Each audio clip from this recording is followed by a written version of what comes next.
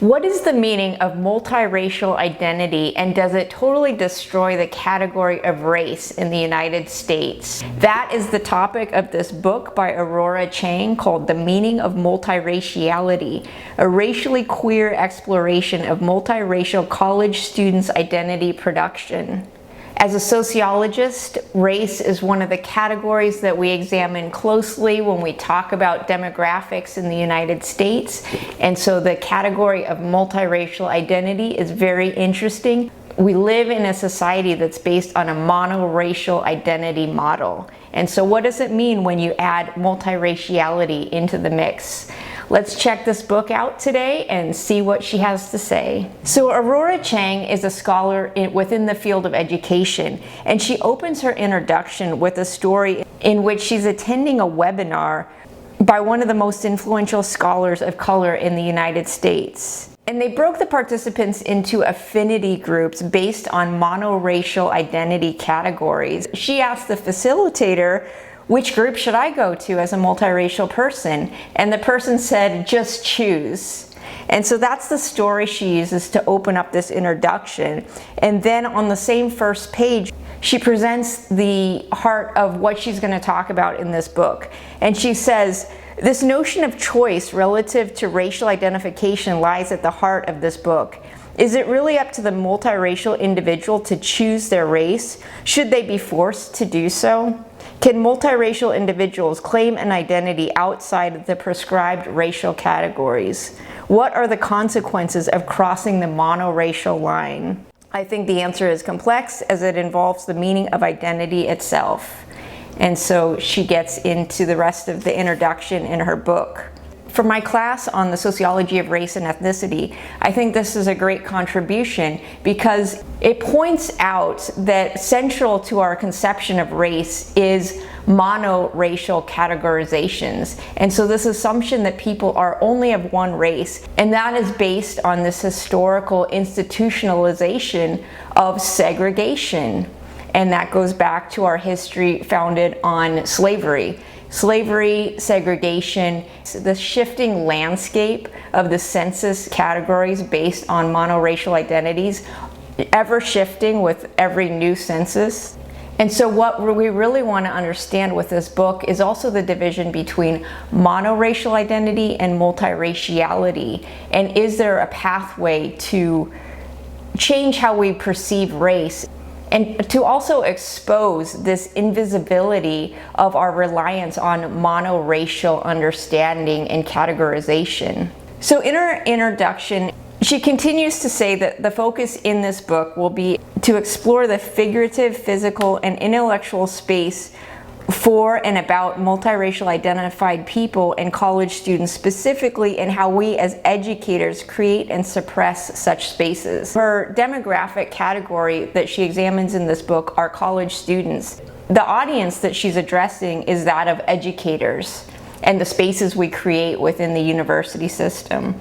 She positions herself as a multiracial person with the backgrounds of Guatemalan, Chinese, and Italian descent. And she also talks about other identification categories that she belongs to as a previously undocumented person, as a queer person, and of course as a scholar and educator. Within the college context, she came to study and understand her own multiracial roots.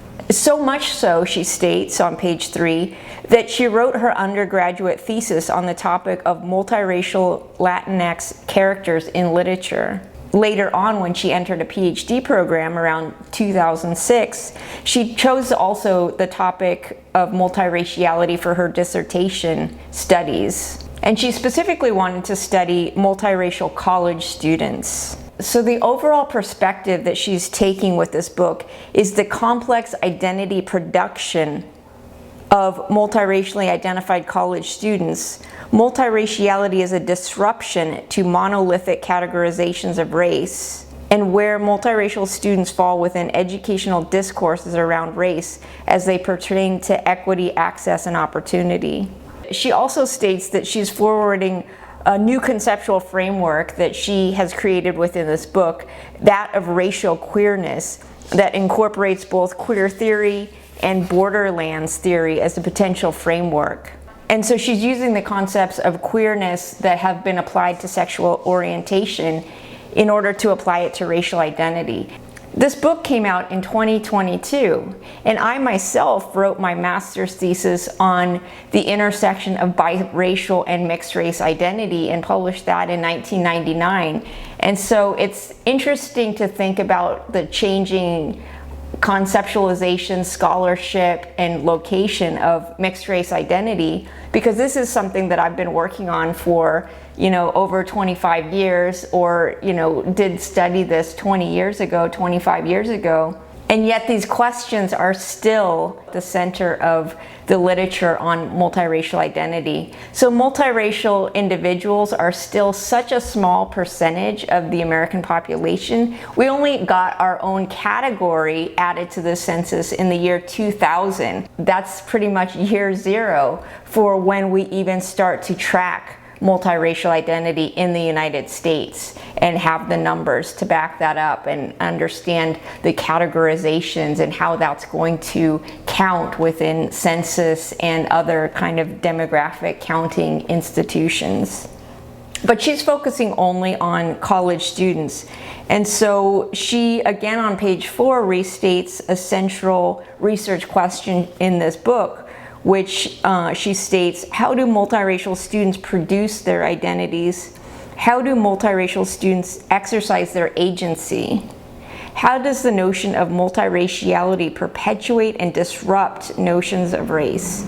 How can we expand theoretical understandings of race so they take multiracial people into account? And so multiracial identity, especially when she states disrupt notions of race, points to the socially constructed nature of racial identity, specifically in the United States and of course globally, but those are different kinds of contexts in this post-colonial world.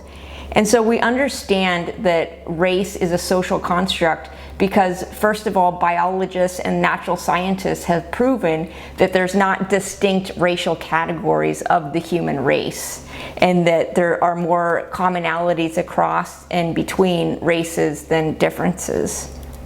So race is not a biological fact, but race becomes a social fact through the production within institutions. And so that's why it's important to understand social institutions and how they produce race. And that's what we do as sociologists, is look at these kinds of social processes. So for example, someone once said, I don't know if race is real, but racism certainly is real. So yes, race can also be not a social fact, but as a social category based on hierarchy and inequalities, the reality of a racialized identity within our society has real consequences, and racism is one of them. Hierarchy and inequality and segregation are other outcomes of creating a race category in society. Because think of it, we could just not categorize people by race, right? And some countries, all countries, categorize people in different ways. And in Germany, for example, it's illegal to categorize people as race because of their historical developments. And so we don't have to use race as a category in society. So I think that is so fundamental to this question, that we think that it's such a real category because we constantly reproduce it every day. But what would it look like to disrupt notions of race and to ultimately move away from these categories that maintain these structures of inequality and the structures that historically developed them? As Aurora Chang is an educator and she's focusing on college students in particular, she is putting students and educators at the center of analysis, and of course therefore we're looking at the institution of education. And she's saying that multiracial students have not been accounted for, and they've been inadvertently overlooked because we rely on a monoracial classification system that categorizes students based on the categories offered to us by the federal government.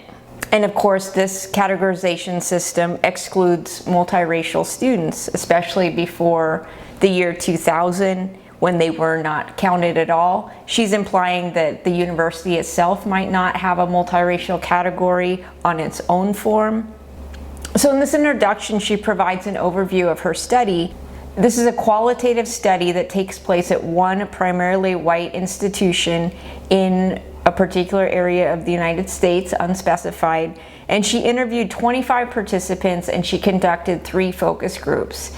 And she was excited about the focus group because she was assuming that this would be the first time in which the multiracial participants had come together in a group of other multiracial people. And so think about how, as monoracial people, as immigrants, they can go somewhere where, go back to the home country where everyone is just like them. But for multiracial people, there's no place we can go and be around people that are just like us. It's very rare to attend a multiracial event where everyone is mixed race, and I myself have attended one conference in my entire life aimed at multiracial people, and it was amazing. It was a conference in Los Angeles around the year 2000. Right before that, probably, I was working on my master's thesis on this topic, and there was over 200 people at this conference who were all mixed race of Asian descent.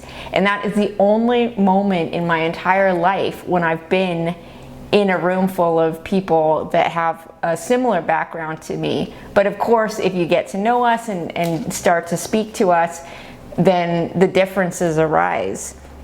And so there's no place that we can go to, fit in. And therefore, some of us, and I myself specifically, have these fantasies of, like these ugly duckling fantasies of where are these fantasy lands where I could go and blend in? Is it Hawaii? And so, if I go to Hawaii, will I look like everyone else? But at the same time, I'm not Hawaiian, so that will become apparent and draw a division between me and Hawaiians.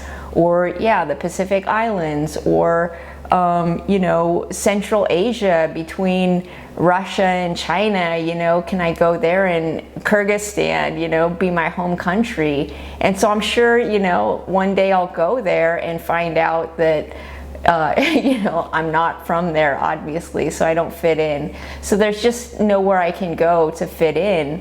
So that's what she's alluding to, is that we don't have a home country to go back to.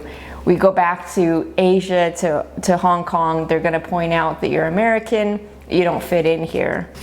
And that's kind of the multiracial narrative, is like, oh, there's nowhere we fit. But we can also flip that and say, we transgress these barriers. We can relate to a lot of people. We understand the categories are social constructions, and that they don't limit us. That we don't have the luxury of being in a category where we fit in. And so we understand that the category is a social construction, and we can break out of that. Because I think also one of the disruptors of multiracial identity is not to get comfortable in these boxes. And ultimately, we need to have solidarity in society and get out of these boxes and categories. And so hopefully multiracial identity is one way in which we can break down this kind of race category and really address hierarchy and inequalities in our society. Chapter 1 of her book is called Multiracial Me. And so she takes this first content chapter of her book to introduce herself and her writing style and, of course, the content of the book.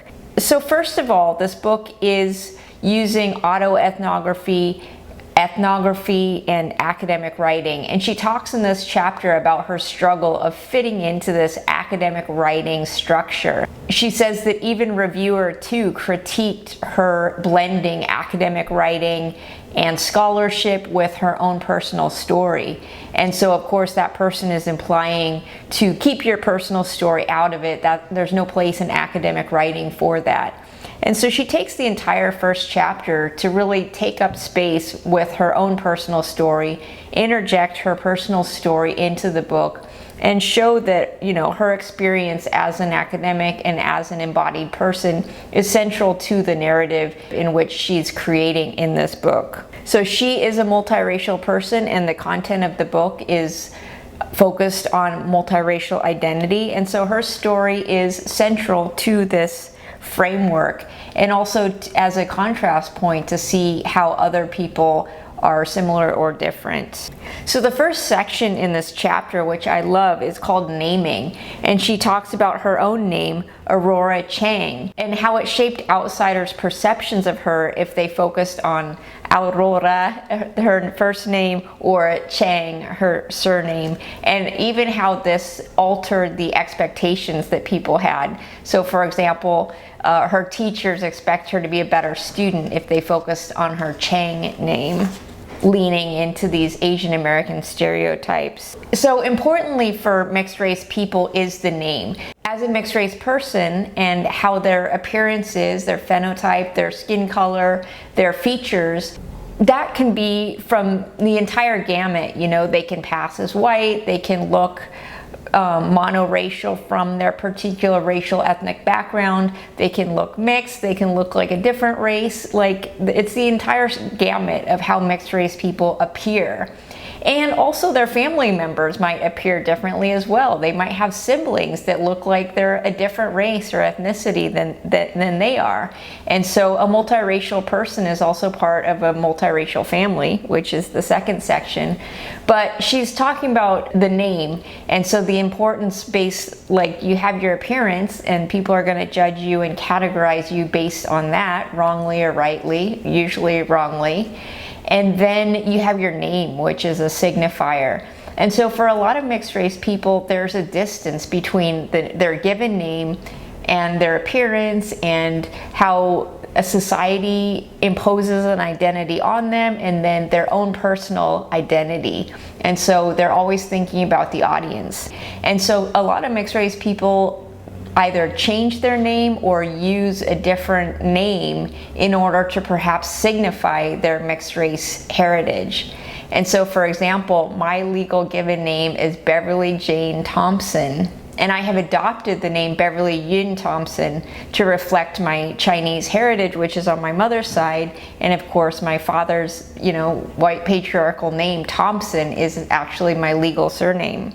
And so I have altered my name in order to reflect my multiracial heritage, because I don't really identify with Beverly Yuen Thompson as who that would look like. And it's funny because my name Beverly Yuen Thompson, Beverly is a name that everyone knows the word and the name Beverly from Beverly Hills, so that's always a way to explain my name to people who are not English speakers.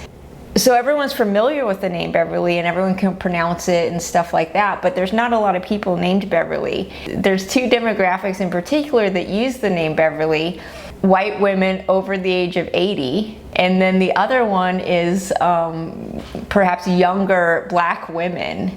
So it's just kind of interesting to reflect, because thinking back about my family choosing my name, my parents, my mother is an immigrant to this country from Hong Kong, and my father is 20 years older than her, and he was 50 years when I was born. So I just imagine them saying, oh, the name Beverly, my father being like, yes, that's a nice name. I know plenty of ladies my age with that name. And indeed, it's from a different generation and from this outsider kind of perspective. And that goes right into her second story of, where it all began, which is La Familia. And so she talks about her parents. Both her parents are of mixed racial descent as well, which is highly unusual for a mixed race person. Usually we're descendant of, two monoracial people, and so each person in the family has a different ethnic identity. But in her case, both of her parents were mixed race in Guatemala, and one was Italian Guatemalan and one was Chinese Guatemalan, and she herself was born in Guatemala and came here as then an immigrant. And she talks about how her siblings look differently than her, and that her brother is very white passing. You take your name, which is a ethnic racial signifier, you take your appearance, and then how cohesive they are to the observer, or how much trouble that can cause you. And so first of all, you start out in your family, and perhaps the different siblings have different reactions in society towards them. And maybe even your family gets some odd stares, like, why are you folks together? If I'm seen in public with my father, who's, you know, an old white man who's 50 years older than me, how are people going to understand why he and I are together? You know, are they going to think I'm his nurse or something like that? So she's talking about, you know, the multiracial person has to think about the outside observer. And so the next section she has is early schooling lessons. And so from the family, school is the first social institution in which we enter, in which we start to be categorized along with other people. She's saying that, you know, at this point, the teacher's academic expectations of her was different based on her name. And then she has a section that's called Marrying Memoir and Academese as Radical Form of Writing. And just that she is arguing for the significance and importance of including her own story within this book. And it harkens back to feminist theory and feminist methodological theories about including our own identity and standpoint theory of understanding our own social location and how it's relevant to what we study, and then of course in relationship to our participants that we interview. And she's saying that as academics, she talks about how faculty within higher education are predominantly white still, and she has the statistics from 2018. 40% were white males, 35% were white females, 7% Asian males, 5%. And so she says that those who were two or more races within faculty made up 1% or less of full-time faculty. So she's saying that we multiracial faculty within the higher education university are only like less than 1%. So, you know, quite the unicorns in this institutional that we live in. And then she's saying that, you know, this book was based on her 2010 dissertation and all the literature that came before and after. So this first chapter is really to explain her social position, social location, talk about her identity and her background, so that we can understand that her story is going to be part of the narrative in the following chapters, which turn to the content based on her participants and also her research. Chapter 2 is called The History and Complexity of the Term Multiracial. So in this chapter, she's getting into the history behind the creation of multiracial people in the United States, and then basically how the government has categorized these people. And also, of course, she's talking about the term multiracial. And so what terms do people use to describe their own multiracial, mixed race, biracial backgrounds? And then what terms are actually used by the federal government, which provide the legal categorizations that people can use. But also just what term were they given within, you know, the family, and then they enter school and start filling out the forms. So here on page 29, she has the census form. And we have to remember the census is in our American Constitution, that it needs to take place every 10 years in the United States since the dawn of our country. But as we can see also, race and ethnicity are categories on the census, and every single census changes up its categories. So that really points to the socially constructed nature of race, and also who's doing the constructing. It's the federal government. So also we have to remember historically, how were multiracial people produced? This was a colonial country settled by white Europeans who used black slave labor to construct the nation. And so they used slavery, which was an institution, and that required this category for a slave, and therefore this evolves into these racial categories, which creates this division of who is a slave, who is the citizen, who is the person that the state recognizes in their full legal humanity. But other colonized countries, such as Latin America, colonized by the Spanish, used a different approach towards the indigenous and enslaved populations. And so these particular colonizers in Latin America intermixed with the indigenous populations and with the enslaved populations and didn't create this system of segregation, but they also instead have a system based on colorism. And so white and light skin is still at the top of the hierarchy with dark and black skin at the bottom. And so there is still a structure and a hierarchy there, but it's not based on segregation in these separate categories. And so that also feeds into kind of the stories that a nation tells itself about the people and who they are. So maybe some of those countries in Latin America consider themselves more mestizo, you know, intermixed of all of these cultures. But in the United States, our system is strictly based on segregation, on hierarchy, and on monoracial categorizations, and keeping those categories as pure as possible. And so this goes back to the laws against miscegenation. We have anti-miscegenation laws from very early on in the development of the country, and those were not federally abolished until 1967, which is only 10 years before I was born. And so that really resonates with me because I can, you know, understand that the marriage between my parents was at one point illegal. And so they actually outlawed the ability to intermarry with a person of another race. And this was specifically to protect white racial purity. They were most concerned with white people mixing with other people, most especially black people. But if, you know, people of color intermix with each other, you know, Chinese and black, that's less of an issue. But the real issue was to maintain white racial purity and therefore superiority. And so actual intermarriages were illegal, and so the state went to every length to segregate people, and we can see this in every single institution in our society, in our housing zoning and redlining, in segregated schoolings, in segregated housing markets, in segregated churches, just every way, the criminal justice system, like the healthcare industry, the border patrol, the creation of citizenship itself, and the categories, the legal categories of, you know, the rights to be here in this country, or how people will be treated. And so all of these, every single social institutions reinforces this history of racial segregation. And so that's the social context then that multiracial people emerge from. And you can look back, you know, 100, 200 years and see our, you know, ruling politicians saying the most vile and ugly thing about mixed race people and what was going to happen to society if we let people intermarry with another race, if we let white people intermarry with people of color.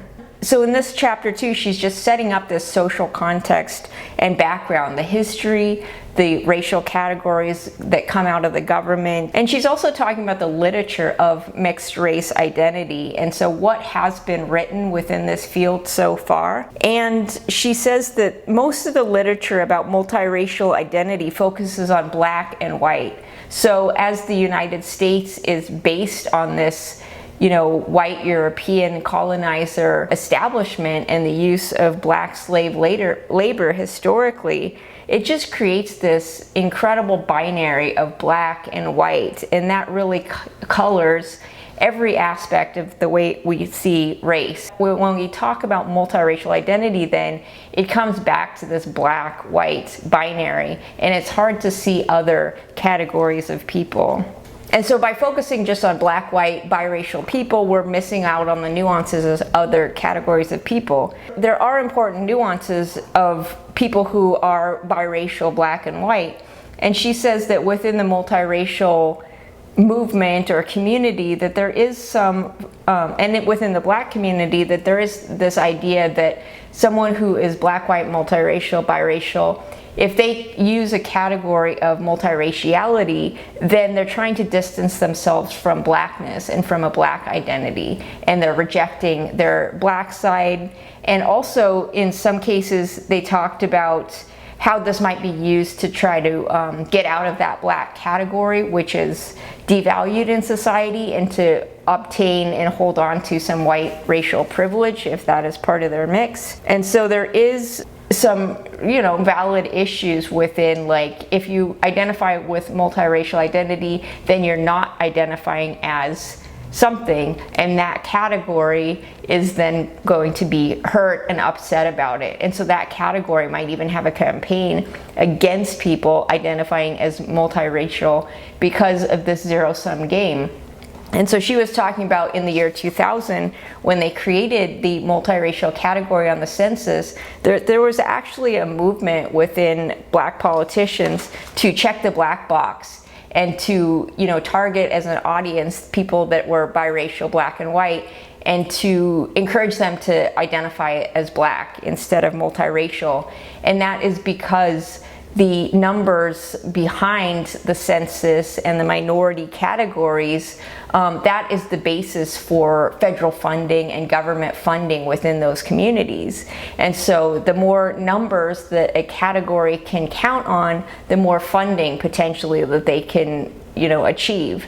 However, I would argue on the bigger picture is that we need to get out of these boxes and squabbles of, literally begging, literally fighting over crumbs. And we need to get away from the federal government categorizing and giving money based on these minority identities, because these are, by definition minorities, so those are small numbers. We need to instead try to talk about how the federal government is allocating money. And when we start to look at those big pictures, then the division is not going to be about these different minority boxes and who has 10 plus minus 10 numbers, but about the corporations and the businesses taking up all the money, getting their tax breaks, and we, the people and the workers, getting these crumbs, So the real categories and fight should be about between us and the companies who are sucking up all the wealth in our society.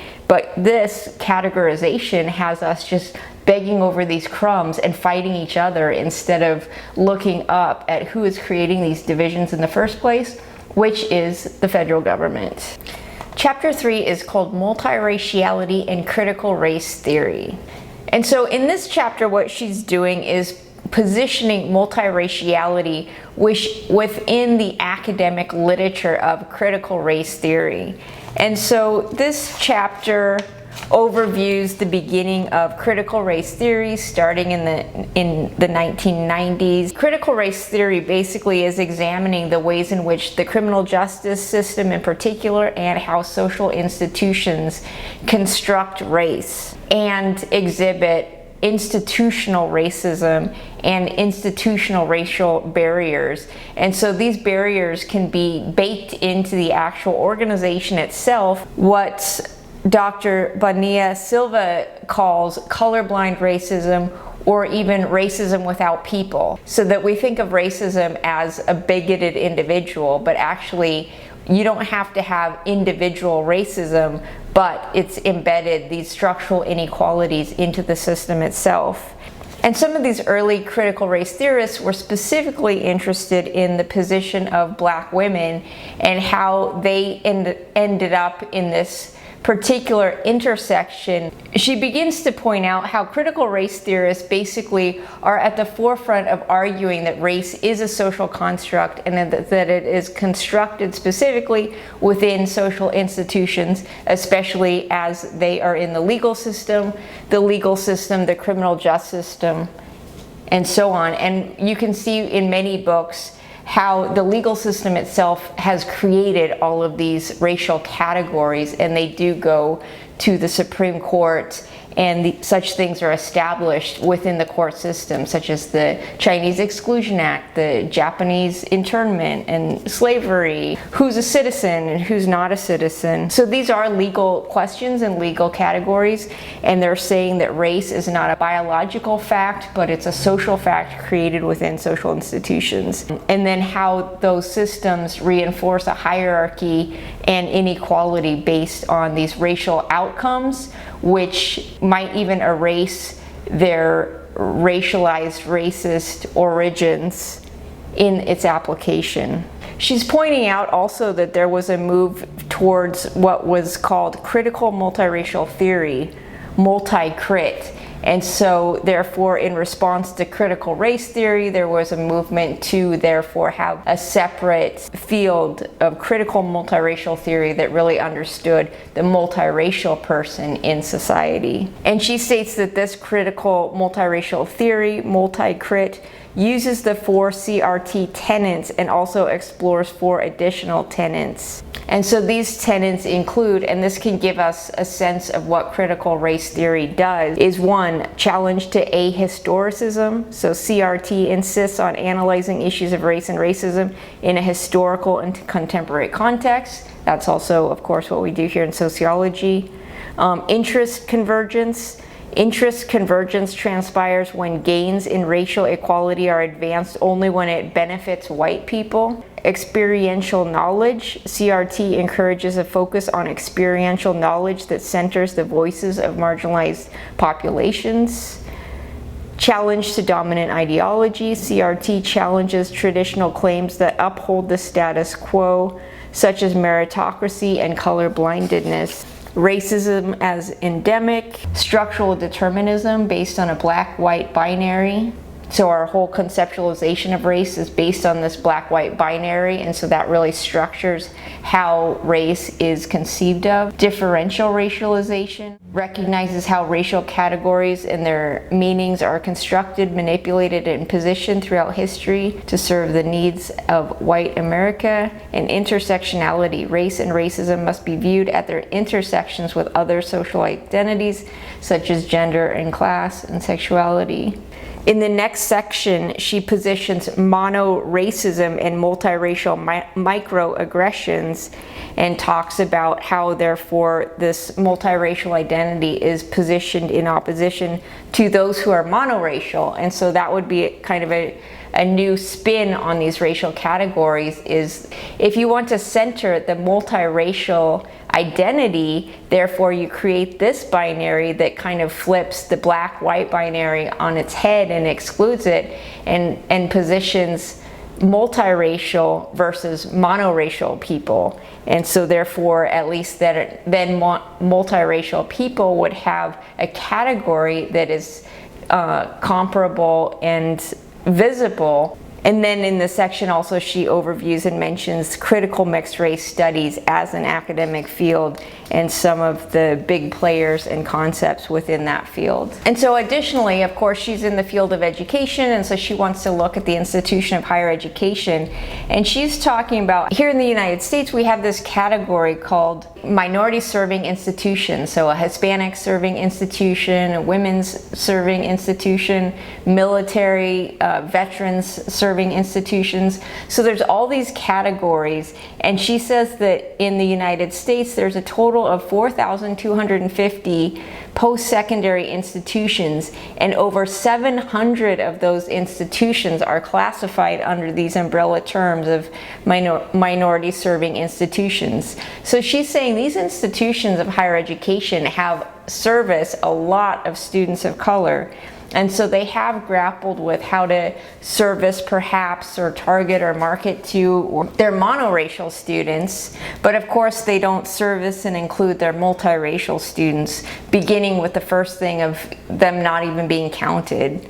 And then of course you don't really have, a multiracial student organization and student groups and stuff like that. So she concludes this chapter with a section called The Changing and Controversial Terrain of Multiracial Identity, and just how the similarities and differences of multiracial, not only identity, but just the conceptualizations within the academic and legal theories, and how critical race theory can be very helpful for a multiracial theory, but also that there, of course, are points of difference, and so, what those differences look like. So this chapter 3 is basically really positioning multiracial identity within the academic literature of critical race studies.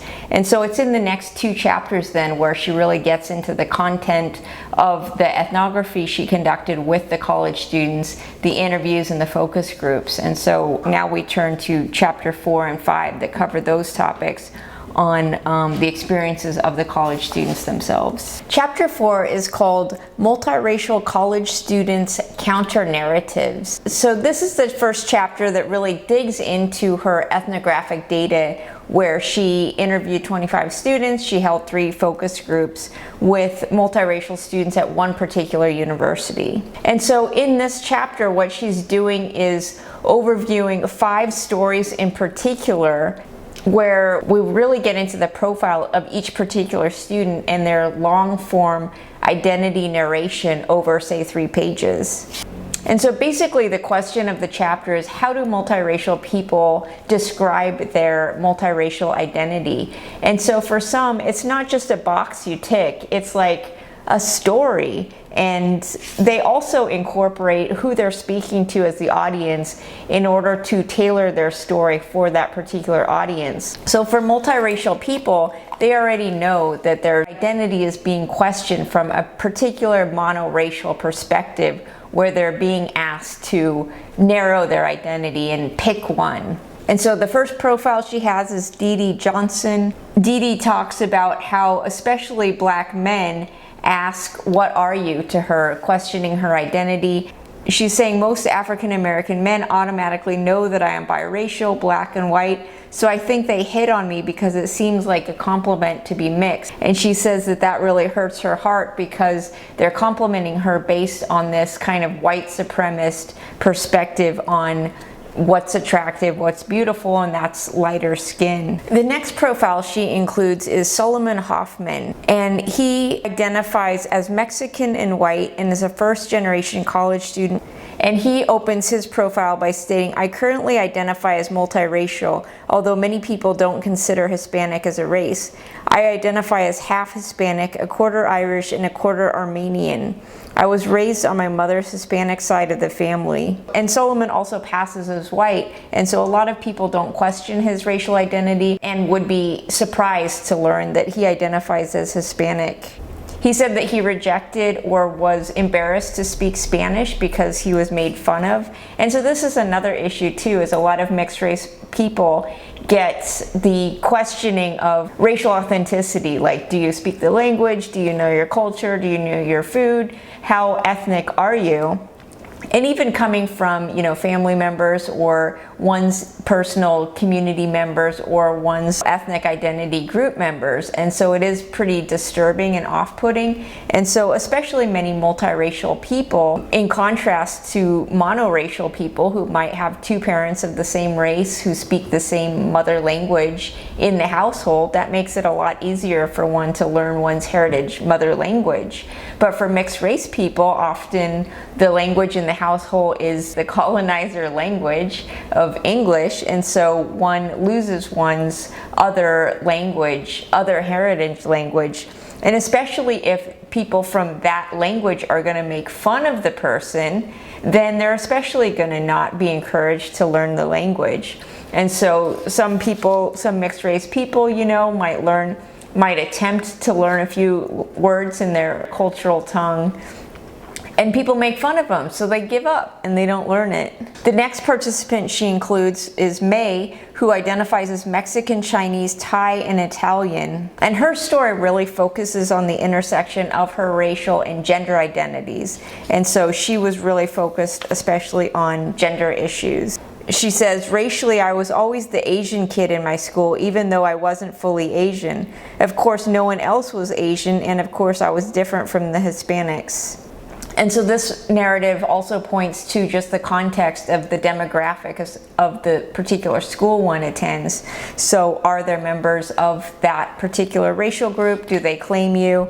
And so she was the Asian kid because there were no Asian kids, and she was different enough from the Hispanic children in her elementary school that they didn't claim her. There's a profile of a person named Melissa, and of course she's using different names for the participant and their real names, but she's also trying to be reflexive of their particular multiraciality and culture within the names that she selects. She made that a point earlier on. Melissa is biracial, mother Chinese, father white, and she says, I identify as biracial, but for statistical purposes, I have always had to identify as Asian American. And especially in relation, she's saying, to the college, is that there's this kind of pressure to identify with the minority side when you're applying for college or scholarships or stuff like that, because it might be a benefit. But as we see, especially for Asian Americans, that benefit is negligible. And I've covered books like Stuck, that talks about the bamboo ceiling in the corporate workplace. And there's other books on Asian American students and how they're disadvantaged because of this assumption that they should all be excellent students. And so the bar is raised much, much higher for them. And in fact, they end up being discriminated against. And so especially when we're talking about affirmative action or putting down one's minority status on college application forms, that's specifically targeted to Black and Latinx categories, and Asians kind of fall to the wayside within that. And Melissa here is talking about how her Chinese side is from Hong Kong, so her mother's from Hong Kong, and that of course is my particular mix. And she says, in general, Asians and whites tend to get along really well. I attribute that to colonialism. For me, particularly thinking about my identity with Hong Kong and my white father being older and my white father being the one to ultimately get citizenship for my mother through marriage, that this is a relationship that my family is a microcosm of colonialization. Resonates with me to hear someone of my same mix say those kinds of same things about basically, we're very colonized people because, of course, as Hong Kongers during this era, they grew up in Hong Kong as a colony of England. She's dated mostly white guys. She says, when I date white guys, I don't feel as if I am in an interracial relationship because I'm not really part of the Asian community. I pass as white. That's the other thing for mixed race people, is it really depends on what your appearance is and how others perceive you. And so that's what she's ultimately getting at in these chapters, is that for mixed race people to explain their identity, it's not just a checking of the box, it's a whole story, and it's curated to a particular monoracial audience in order to even just justify one's right to claim a particular identity, because they're already anticipating the monoracial response of just pick one, but what are you really? That flattened narrative.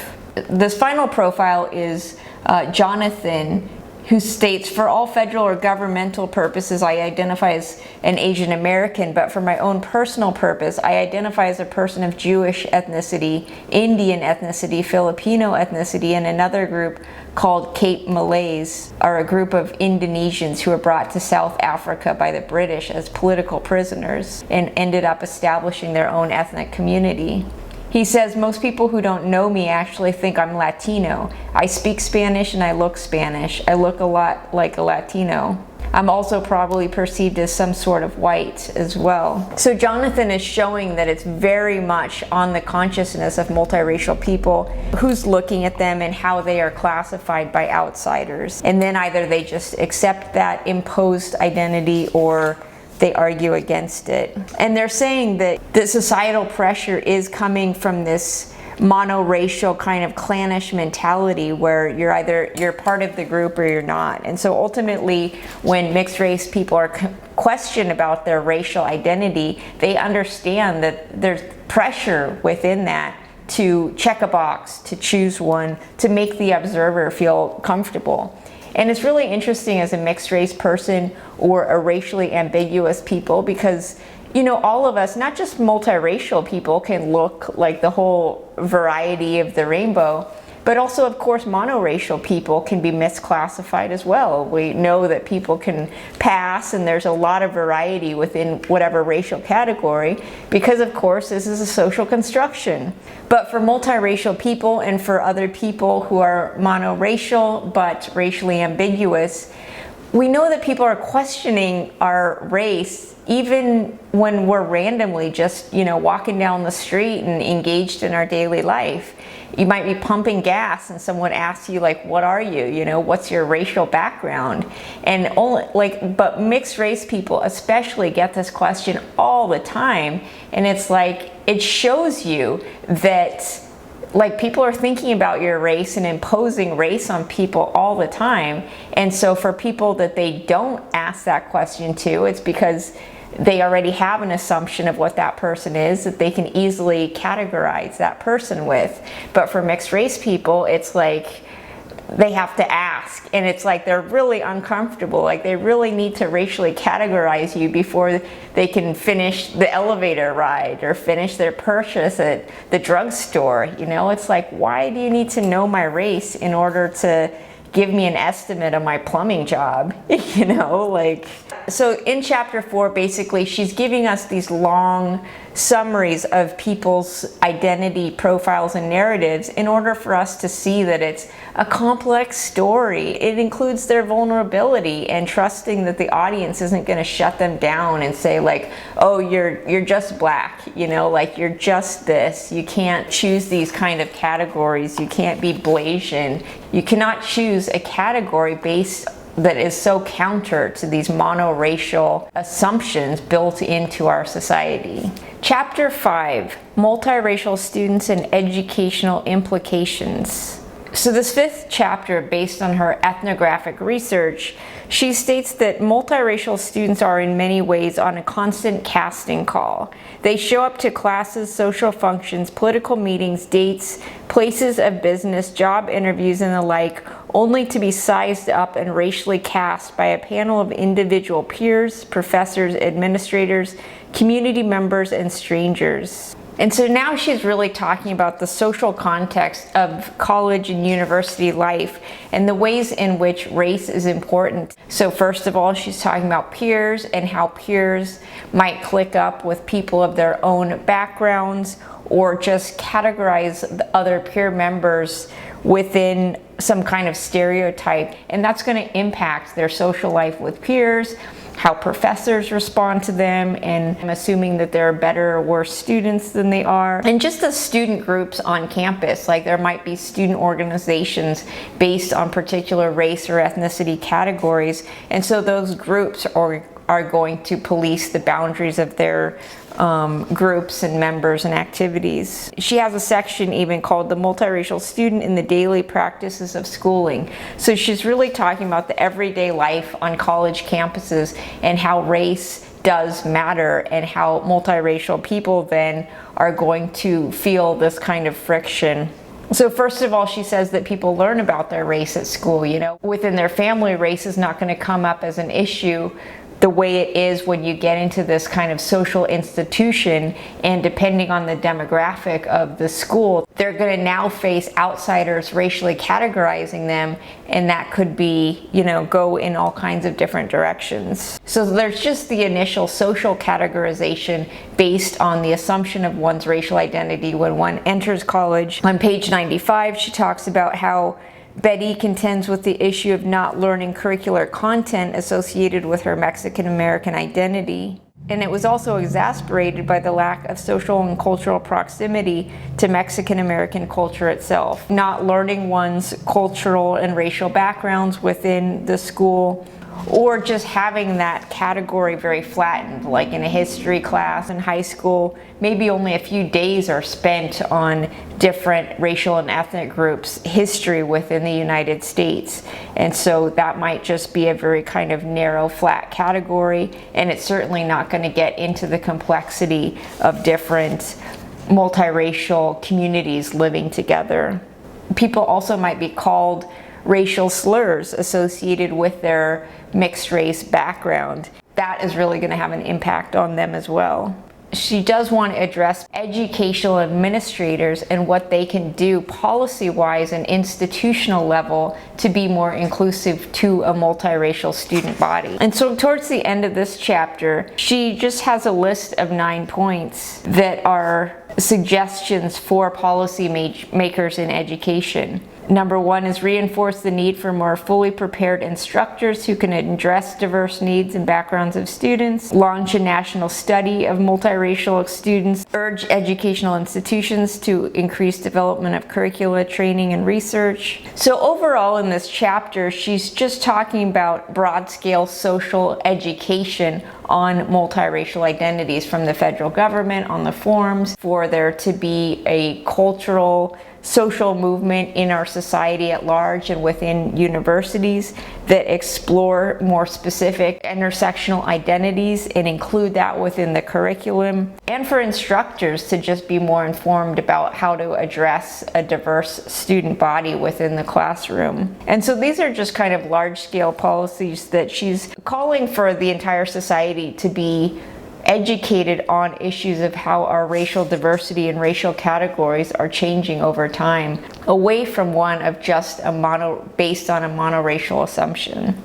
So chapter 6 is called Racial Queerness, and it's the last content chapter in the book. And so in this chapter 6, Racial Queerness, she's basically trying to synthesize the previous chapters and to create her own racial theoretical model that puts the multiracial person at the center of the model. So she says here, I formally introduced the theory of racial queerness. She says racial queerness is composed of 4 major components: queering the monoracial norm, resisting academic apartheid in the spirit of oppositional consciousness, questioning the racial rubric, and digging into multiracial facultad. Queering the monoracial norm. So she gets into queer theory and borderland theories such as Gloria Anzaldúa, Sarah Ahmed, Judith Butler, and talks about how to create a framework of understanding racial identity from this zone of queerness. There's a lot of feminist theory from the 1990s, especially Gloria Anzaldúa being at the center of this, talking about the borderlands or the mestiza, Maria Lugones, the traveler, traveling through these different worlds. It's comparing queerness to sexual orientation and how we can use that model to queer racial identity. So racial identity at the borderlands, in the gray areas, in these nondescript intersections of location. Her second aspect to her theory is resisting academic apartheid. And so resisting that academic ivory tower life, the ways in which language is used to police boundaries of disciplines and people's copyrighted work and intellectual work, to claim ownership of terms, ideas, and identities, and the citation wars. And that's why it's also, amusing to me too, because I published at the intersection of queer, racial, and sexual orientation identities in 1999 and the early 2000s, and just to show that other people were doing this work, and it does fall through these citation cracks, which is unfortunate. And then she uses the term multiracial facultad, which she says is a visceral survival mechanism, like a radar that can perceive things from afar. So I guess this is kind of like, the queer gaydar, is just to understand how people approach you, how monoracial people approach you, and their line of interrogation, authenticity questions that police the boundaries of racial identity coming from a monoracial perspective. So just the ways in which multiracial college students learn to transgress these racial boundaries, but also just the social dynamics within different racial communities. And so many of them are very proud that they can really navigate many different kinds of worlds. They're not stuck into one particular racial community. Yeah, so facultad as navigational tool allows the participants to navigate the borderlands, to switch up, to be able to create themselves in a different persona, to be able to understand a multitude of ways of being. and ultimately not to rely on racial categorizations as identities, since multiracial people understand that these monoracial categories are not helpful to their own understanding and position, and that it is a very limited life to live inside this kind of racial box. And so challenging these racial rubrics, which keep people divided and keep people engaging with these stereotypes. So for example, she quotes one participant, Carolyn, notes that rather than choosing from a monoracial rubric, she preferred the idea of the author creating or reproducing a rubric that she could make her own. She said if she could go back in time, she wouldn't choose at all. Instead, she would make her own group. So the idea that once the multiracial people see that these categories are not helpful for their own self-understanding, then they don't really want to engage with those categories, or not be limited to that exclusively, but might want to identify with things that are not race-based at all. The author says they seem to be setting up their own categorizations of multiracial authenticity. On page 126, she says participants seem to indicate that their multiracial identity could serve as a resource which provides knowledge, experience, and skills gained from consistent interaction with varying cultural groups. So that indeed, not only should multiracial people have a seat at the table and be part of the conversation of racial identity,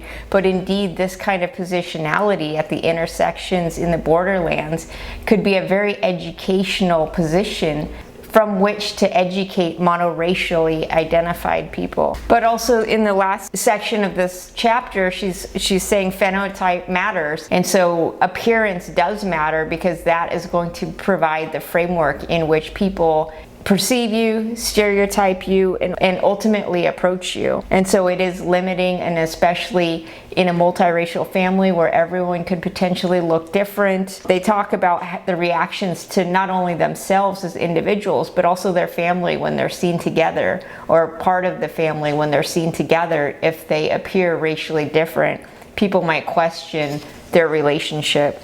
So that's kind of the distilled theory that she comes up with in chapter 6, using the term racial queerness. And so finally there's the epilogue, where she just summarizes the main points of the book, but she opens with a story of Vice President Harris, and talking about how she's this vice president that is interracial, biracial, mixed race, the first Black woman, the first Asian American woman to be chosen as the running mate of a major party's presidential candidate. And that Vice President Harris does have this ability to be seen as biracial, whereas Barack Obama was just really labeled the Black president, and so his biraciality was not at the forefront of how society defined his position. Barack Obama, as a biracial person, could have really furthered our national conversation about racial identity, and really brought to the forefront this multiracial identity, but it did not. And he was flattened into a monoracial category, and then that didn't really advance our conversation. And of course, he did not want to speak about these kinds of racial categories in fear of creating more racial division. So he really distanced himself from any kind of racial conversation at the national level. In this epilogue, she's saying that this was a semi-collective biography, that in this work I present our stories, mine and those of our participants. She's saying that the multiracial students within this study dared to be their whole selves, even when they live in this monoracial societal context that is always trying to force them into one box or the other. She says that identifying as multiracial is by far one of the greatest gifts of my life, that she can have that expansive identity, live in the borderlands, transgress and travel through different communities, and be enriched by such connections. And of course, she's always mentioning her position within the academic higher ed institution as a worker herself, and this is her research area and her disciplinary area of education. And so she's saying that in academia and in college, we just cannot yet get away from racial alignment, and that it really matters. Starting this work as a researcher, she did have these fears of entering into this conversation and exploring her own multiracial identity in this more public manner. So so in the final paragraph, she concludes by saying, so in the end, maybe this piece of work is about using my academic position not as a way to hide, as has been my steadfast survival mechanism, but as a way to emerge and to truth tell. By naming my experience and that of the multiracial students who generally offered their testimonials, I came a bit closer to embracing what Frederick Garcia Lorca called duende, that raw emotion, that heightened awareness, that deep courage to be myself, intact in each moment, no matter the risk. So that is the book, The Meaning of Multiraciality, and I really appreciate this book because I am someone who has researched at the intersections of multiracial identity and queer bisexual identity back in my master's thesis in the late 1990s, and I did publish several articles on this topic, and I myself was trying to kind of conceptualize a different identity model that positioned the bisexual and mixed race person at the center. And my question was, if that identity model was at the center, how would that change our understanding of identity and racial models? And so indeed, Aurora Chang is trying to do something similar with her work and studying college students in particular. So it's definitely a really important contribution to our understanding of racial identity. And as someone who teaches race and ethnic relations sociology class, this is definitely a book that I would want to assign in my class and really get my students to understand these concepts of multiracial identity, and especially the concept of monoracial identities, because certainly folks have not really conceived of themselves in that particular term or category. Yeah, so I'd be interested to hear other people's experiences of their own multiracial identity or the multiracial identities of the people in their lives, and how these contexts have changed over time, perhaps in different institutions or locations, and how this particular identity can help us understand racial categorizations and demographics better, and also the ways in which we can advance our conversations about race and identity. So thank you. I appreciate you paying attention. I look forward to hearing what you think. Thank you.